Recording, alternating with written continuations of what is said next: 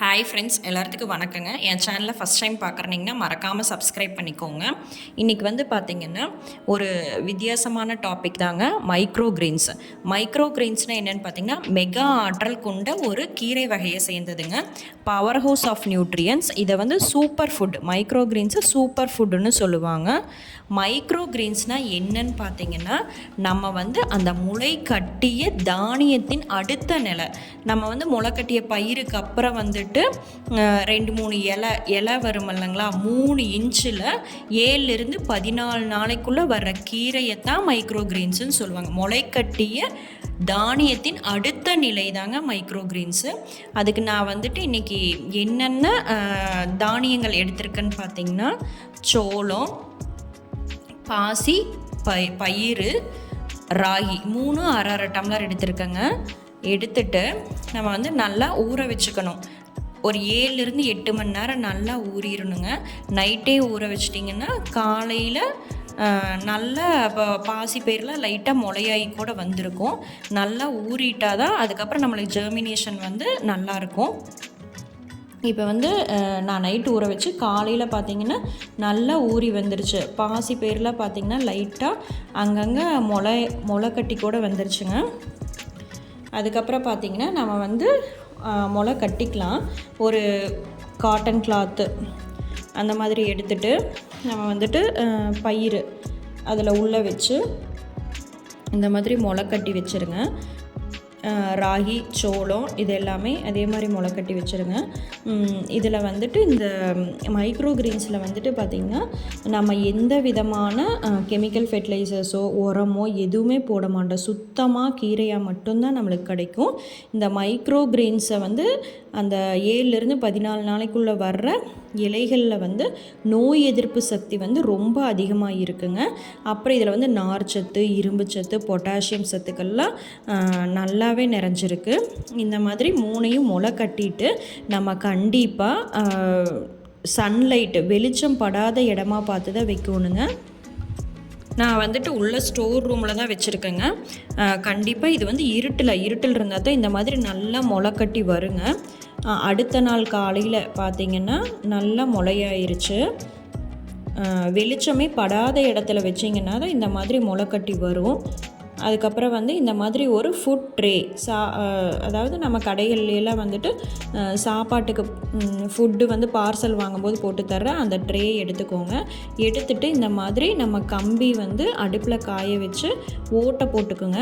ஏன்னா தண்ணி நம்ம தெளிக்கும் போது அதிகமான தண்ணி இருந்துச்சுன்னா செடி இத்துரும். அதனால் ஓட்டை போட்டிங்கன்னா அதிகமான தண்ணி கீழே வடிஞ்சுக்கும். அப்புறம் அந்த ட்ரேயில் நான் இன்றைக்கி செம்மண் எடுத்திருக்கேங்க. எந்த காயர் பித்தோ தேங்காய் நாரோ அதெல்லாம் எதுவுமே யூஸ் பண்ணல. நான் நல்ல செம்மண் மட்டும் எடுத்துகிட்டு, நீங்கள் எந்த மண் வேணாலும் எடுத்துக்கலாம். நம்ம வீட்டுக்கு முன்னாடி இருக்கிற எந்த மண் வேணாலும் எடுத்துகிட்டு இந்த முளை கட்டின பயிரை நல்லா தூவி விட்டுக்கோங்க. மேலேயும் கீழேயும் இல்லாமல் ஒரே சமமாக கை வச்சு அமுத்தி விட்டு இந்த முளை கட்டின பயிரை தூவிட்டு லைட்டாக மட்டும் மேலே மண் போட்டு தண்ணி தெளிச்சுக்கோங்க. லைட்டாக மண் போட்டிங்கன்னா தான் அது முளையாகி மேலே வரும். ரொம்ப அதிகமாக மண் மேலே கவர் பண்ணிடாதீங்க. இந்த மாதிரி தண்ணி தெளித்து விட்டுட்டிங்கனாவே அடுத்த நாள் நல்லா முளையாயிருங்க. அப்புறம் சோளம் பார்த்திங்கன்னா நம்ம முளை கட்டினதுக்கப்புறம் இந்த மாதிரி நல்லா நீளமாகவே முளையாகி வந்துடும்.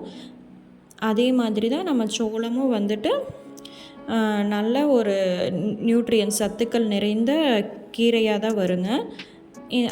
அதே சோளம் அதே ட்ரேயில் நம்ம மண் போட்டு இந்த மாதிரி தண்ணி தெளித்து விட்டு அந்த முளையான சோளத்தை இந்த மாதிரி ஸ்ப்ரெட் பண்ணி விட்டுக்கோங்க. இந்த சோளம் நம்ம இந்த மாதிரி மைக்ரோ கிரெயின்ஸாக சாப்பிடும்போது நம்மளுக்கு என்னென்ன நன்மைகள் கிடைக்குதுன்னு பார்த்திங்கன்னா, நோய் எதிர்ப்பு சக்தி அதிகமாக இருக்கும். நோய் எதிர்ப்பு சக்தி அதிகரிக்கும் போது நம்மளுக்கு காய்ச்சல், தலைவலி அந்த மாதிரி கிருமிகள்னால் உண்டாகக்கூடிய நோய்கள் எதுவுமே வராது. எலும்பு ஆரோக்கியத்துக்கு இது ரொம்ப நல்லதுங்க. சோளம் மைக்ரோ கிரெயின்ஸ் சாப்பிடும்போது உங்களுக்கு எலும்புகளில் ஊக்குவிக்கும். ரத்த சோகையை தடுக்கும். நம்ம டயர்டாக இல்லாமல் நல்ல ஒரு எனர்ஜெட்டிக்காக இருக்குங்க. அப்புறம் பார்த்திங்கன்னா ராகியும் அதே மாதிரி தான் நம்ம அந்த ஒரு நாள்லேயே இந்த மாதிரி நல்லா முளையாகி வந்துருங்க. நம்ம வந்துட்டு அந்த ட்ரே எடுத்துகிட்டு மண் போட்டு நல்லா அந்த மண் வந்துட்டு வரன்னு இல்லாமல் பதப்படுத்தி விட்டுட்டு ராகி வந்து நல்லா சமமாக மேலே போட்டு மேலே கொஞ்சம் ஒரு லேயர் மட்டும் மண் போட்டு நம்ம கவர் பண்ணிவிட்டு அடுத்த ஜெர்மினேஷனுக்கு முளையாகிறதுக்கு வச்சிடலாங்க. அடுத்த டேக்கு வச்சிடலாம். அதுக்கு அடுத்த டேக்கு என்ன பண்ணலான்னு பார்த்தீங்கன்னா, இப்போ இந்த 3 வந்துட்டு நான் நல்ல விதைகள்லாம் போட்டு மண் போட்டு வச்சிட்டேன். இந்த மாதிரி நம்ம வந்து ஒரு கிளாத்தை போட்டு மூடி வச்சிடணும். அப்போ தான் இதுக்கு வந்து சூரிய வெளிச்சமே சுத்தமாக இருக்கக்கூடாது. சூரிய வெளிச்சம் இல்லைனா தான் நம்மளுக்கு வந்து அந்த பயிர்கள் வந்து இலை விட்டு முளையாகி வரும். அந்த கிளாத்தை போட்டு நீங்கள் தண்ணி தெளித்து விட்டுருங்க. தண்ணி தெளித்து விட்டு அடுத்த நாள் பார்த்தீங்கன்னா அந்த துணி எடுத்துகிட்டு பார்த்தீங்கன்னா இந்த மாதிரி லைட்டாக குட்டி குட்டியாக முளையாகி வந்திருக்குங்க. ராகி, பச்சை பயிறு, அப்புறம் சோளம் 3மே இந்த மாதிரி முளையாகி வந்திருக்கும். இனி இதுக்கு மேலே இந்த இலை வந்ததுக்கப்புறம் நம்ம வந்து கிளாத்து போட்டு மூட வேண்டியதில்லை. இனி வந்துட்டு நம்ம சூரிய வெளிச்சத்தில் வச்சா மட்டும்தான் அது வந்து அந்த மஞ்சள் கலராக இல்லாமல் பச்சை கலராக மாறி வரும். ஃபஸ்ட்டு 3 நாளைக்கு மட்டும்தான் நம்ம வந்து இருட்டில் சூரிய வெளிச்சம் இல்லாமல் வச்சுருக்கணும். அப்புறம் 3 நாளைக்கு அப்புறம் பார்த்திங்கன்னா கண்டிப்பாக சூரிய வெளிச்சம் இருந்தால் தான் இந்த மாதிரி பச்சை பசையர்னு வரும். இது வந்து அடுத்த நாள் 4வது நாள் கீரைங்க. சோளமெல்லாம் பார்த்தா எவ்வளோ சூப்பராக அப்படியே பச்சை பசையர்னு வந்துருச்சுங்க. அப்புறம் ராகியும் பார்த்திங்கன்னா அப்படியே அந்த மண்ணில் முட்டிக்கிட்டு குட்டி குட்டியாக அழகாக வந்துருச்சு. நான் ராகி வந்து கொஞ்சம் அதிகமாக அடர்த்தியாக போட்டுட்டேன். அப்புறம் பார்த்திங்கன்னா பச்சை பயிரும் வந்து நல்ல ஹைட்டு வந்துருச்சு. ஒரு 3 இன்ச் அளவுக்கு ஹைட்டு வந்துருச்சு. ஒன்று இப்போ தான் அந்த இலைகளே வருது. அப்புறம் பார்த்திங்கன்னா நல்ல அந்த பயிரில் வந்து இலைகள் முட்டிட்டு இந்த மாதிரி வந்துருச்சுங்க. இது வந்து நம்ம சூரிய வெளிச்சத்தில் லைட்டாக வச்சு தண்ணி தெளித்து விட்டுருங்க. காலையிலையும் சாயங்காலமும் கண்டிப்பாக தண்ணி தெளித்து விட்டுறோணுங்க. இது வந்து சூரிய வெளிச்சம் பட்டால் தான் நல்லா நம்மளுக்கு வந்து இதில் எனர்ஜி கிடைக்கும். அந்த சன்லைட்டில் இருக்கிற எனர்ஜி பூராமே இந்த இலைகள் வந்து உறிஞ்சிட்டு நம்மளுக்கு அந்த கீரையை நம்ம சாப்பிடும்போது நம்மளுக்கு வந்து நல்ல ஒரு எனர்ஜி கொடுக்குங்க. இதில் வந்துட்டு இந்த கீரையில் வந்துட்டு பாலிஃபினால்ஸ் அப்படிங்கிற சத்து வந்து அதிகமாக இருக்குது. இப்போ நம்ம வந்துட்டு கீரை கட்டு வந்து கடையில் ஒரு கத்தை முத்துன கீரையை வாங்கிட்டு வர்றதை விட இந்த மைக்ரோக்ரீன்ஸில் குட்டி குட்டியாக இருக்கிற இந்த மைக்ரோக்ரீன்ஸில் வந்து 5 மடங்கு சத்துக்கள் அதிகமாக இருக்குங்க.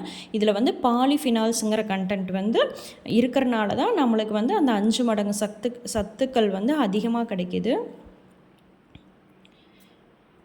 இந்த கீரையில் வந்துட்டு பார்த்திங்கன்னா நார்ச்சத்து, அயனு, பொட்டாசியம் அப்படிங்கிற எல்லா சத்துக்களும் இருக்குங்க. இது வந்து வெயிட் லாஸுக்கு வந்து ஒரு சிறந்த கீரைன்னே சொல்லலாம். அடுத்த நாள் 6வது நாள் பார்த்திங்கன்னா இந்த பச்சை பயிரெல்லாம் நல்லாவே நம்மளுக்கு வந்துட்டு அப்படியே நல்லா பெருசே ஆயிடுச்சு. இது 6வது நாள் கீரையே பார்த்திங்கன்னா நல்ல ஹைட்டு வந்து கொஞ்சம் அப்படியே ரொம்ப அடர்த்தியாக வந்துருச்சுங்க. அப்புறம் சோளம் வந்து பார்த்திங்கன்னா அப்படியே பச்சை பசேர்னு சூப்பராக வந்துருந்துச்சு. இந்த சோளத்தில் வந்துட்டு நம்ம அந்த கீரையை சாப்பிட்றனால ரத்த அழுத்தம் வந்து குறையுங்க. ஹை பிளட் ப்ரெஷர் இருக்கிறவங்களுக்கு இந்த சோளப்பில்லை வந்து நம்ம அடித்து குடித்தோன்னா நல்ல ரத்த அழுத்தம் வந்து குறையுதுங்க.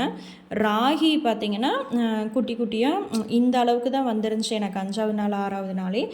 ராகி நம்ம சாப்பிடும்போது வந்து நம்மளுக்கு டைஜஷன் வந்து நல்லா என்ஹான்ஸ் ஆகுங்க. நல்லா பசியை தூண்டும், ஜீரண சக்தியும் நல்லா ஜீரணமாகும். இது வந்து ஹார்ட் டிசீஸுக்கும் நம்மளுக்கு இருதயத்தில் ஏற்படக்கூடிய நோய்களுக்கும் இந்த கீரை எடுத்துக்கும் போது தீர்வாகுங்க. அப்புறம் வந்து பார்த்திங்கன்னா சுகர் வந்து நல்லாவே கண்ட்ரோல் ஆகும்.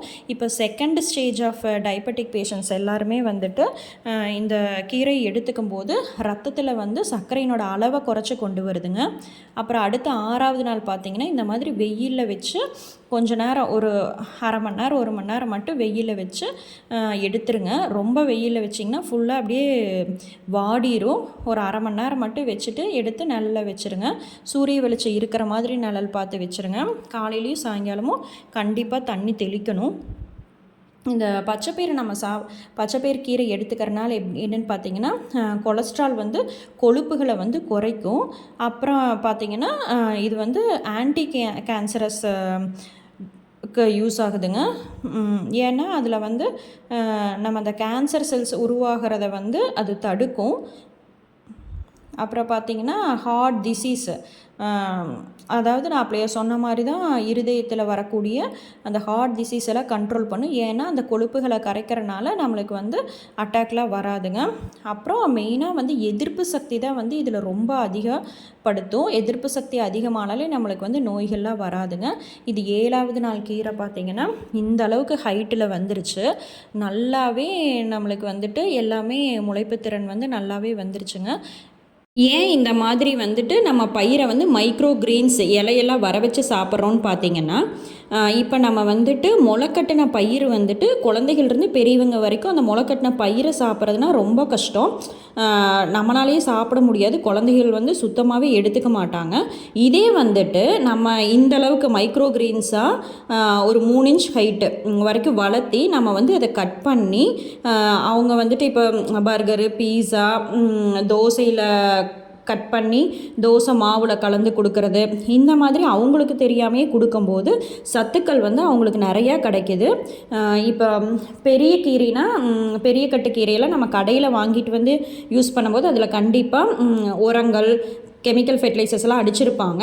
இதே இதில் வந்துட்டு எந்த ஒரு கெமிக்கல்ஸும் ஆட் பண்ண மாட்டோம். நம்ம ஒரு 10 நிமிஷம் மட்டும் ஸ்பெண்ட் பண்ணிங்கன்னா நல்லாவே சத்துள்ள கீரையாக நம்ம குழந்தைகளுக்கும் கொடுக்கலாம், பெரியவங்களுக்கும் இதை சாப்பிட்லாம்.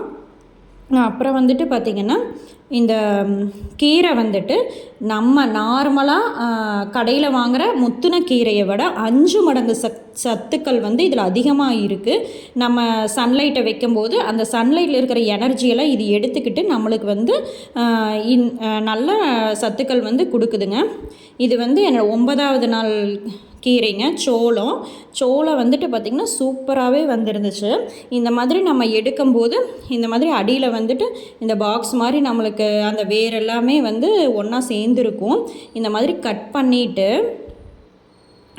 நம்ம வந்துட்டு ஃப்ரிட்ஜில் வந்து ஒரு 5 நாளைக்குள்ளே வச்சுக்கலாம். முடிஞ்ச அளவுக்கு ஃப்ரிட்ஜில் வைக்க வேண்டாங்க. இதை வந்துட்டு நம்ம நல்லா மிக்சியில் அடித்து சாறை எடுத்து மாவில் கலந்துக்கலாம், அல்லது சூப்பாக கூட குடிக்கலாம்.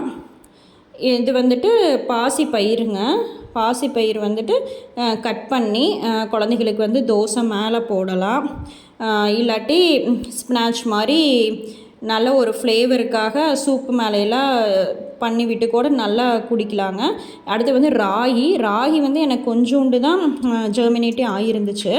அப்புறம் இந்த வேஸ்டெல்லாம் வந்துட்டு நீங்கள் மறுபடியும் வந்து ரீசைக்கிள் மண்ணில் போட்டு உரமாக்கிக்கலாம். நான் வந்துட்டு இன்றைக்கி உங்களுக்கு இந்த கீரையை வந்து என்ன மாதிரி செய்யலாம், இது வந்து எப்படி நம்மளுக்கு வந்து யூஸ் ஆகுதுன்னு செஞ்சு காட்டலாங்க. அதுக்கு வந்து நான் அந்த கீரையை நல்லா எடுத்துகிட்டு வாஷ் பண்ணிவிட்டு தோசை மேலே இந்த மாதிரி ஸ்ப்ரெட் பண்ணி விட்டு குழந்தைகளுக்கும் கொடுக்கலாம். நம்மளும் சாப்பிடும்போது பெருசாக வந்து நம்மளுக்கு கஷ்டம் தெரியாது. ஈஸியாக அது வந்து நம்ம வந்து உணவில் வந்து எடுத்துக்குவோம். இதில் சத்துக்கள் வந்து எல்லா சத்துக்களும் அப்படியே கிடைக்குங்க. அடுத்து வந்து நான் சோளப்பில்லை வந்துட்டு அந்த மைக்ரோ கிரீன்ஸை சோளத்தில் நான் மைக்ரோ கிரீன்ஸ் பண்ணினதை வந்துட்டு இந்த மாதிரி நல்லா மிக்சியில் தண்ணி விட்டு அடித்து வடிகட்டிட்டு தோசை மாவில் வந்து கலக்கி இந்த மாதிரி ஊற்றிக்கலாங்க. இந்த மாதிரி நம்ம எடுத்துக்கிறதுனால முழுமையான நியூட்ரியன்ஸ் வந்து நம்மளுக்கு கிடைக்குது. ஆரோக்கியமாக வாழலாங்க. மெயினாக இப்போ வந்துட்டு பார்த்திங்கன்னா இந்த கேன்சர் பேஷண்ட்ஸுக்கெல்லாம் ஹீமோதெரபி பண்ணிட்டு வந்தாங்கன்னா அவங்களுக்கு வந்து சத்துக்கள் கம்மியாயிரும், ரத்தம் வந்து சுத்தமாக இருக்காது.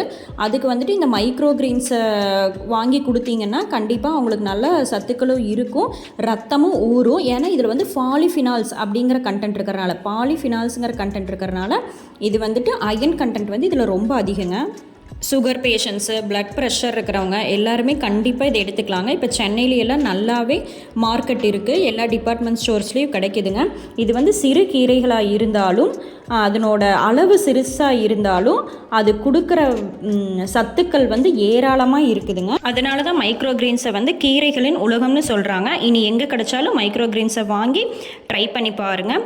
இந்த வீடியோ உங்களுக்கு கண்டிப்பாக பிடிச்சிருக்குன்னு நம்புகிறேன். பிடிச்சிருந்துச்சுன்னா மறக்காமல் சப்ஸ்கிரைப் பண்ணிக்கோங்க, பக்கத்தில் இருக்கிற பெல் ஐக்கானை கிளிக் பண்ணிக்கோங்க. இன்னொரு இன்ட்ரெஸ்டிங்கான விலாகில் சந்திக்கிறேன். Bye by.